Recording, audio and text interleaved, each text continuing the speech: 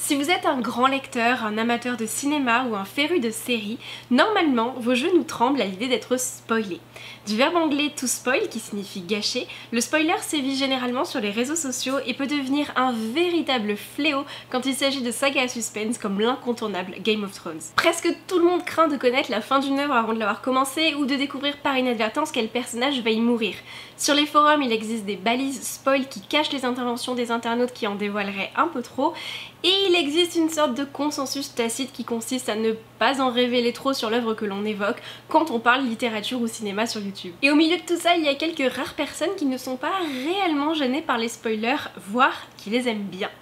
Vous vous en doutez, j'en fais partie et j'avais envie de vous en parler. J'ai eu cette conversation une bonne centaine de fois avec mon chéri, je l'ai eu avec des amis, plus récemment avec des abonnés, et à chaque fois je passe pour une lectrice hérétique. Je fais partie de ces gens qui éprouvent un certain plaisir à connaître la fin des histoires avant de les avoir commencées. Pour tout vous dire, et vous allez certainement m'envoyer au bûcher des mauvais lecteurs pour ça, depuis que je suis toute petite, je commence toujours un livre en lisant la dernière page en premier.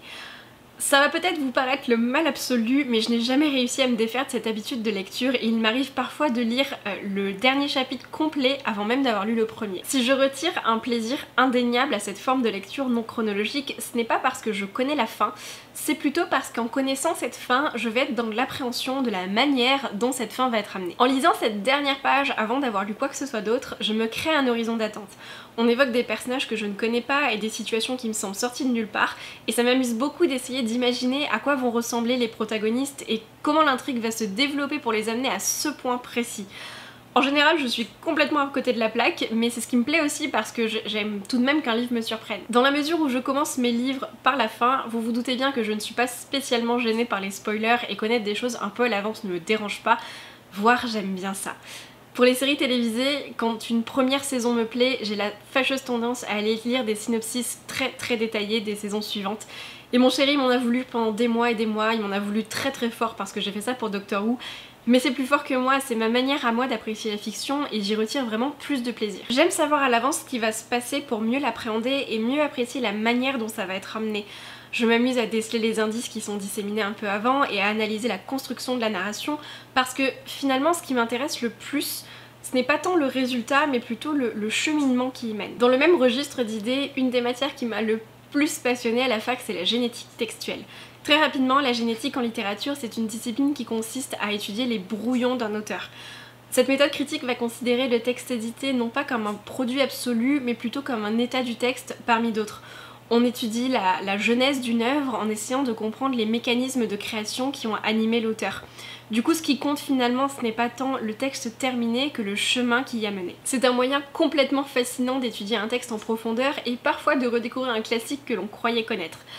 Je ne peux que vous conseiller d'aller y jeter un œil si jamais vous êtes étudiant ou si ces choses-là vous intéressent. En tout cas, moi personnellement, j'étais tout à fait prédisposée pour aimer ça. C'est un peu comme dans la vie réelle en fait.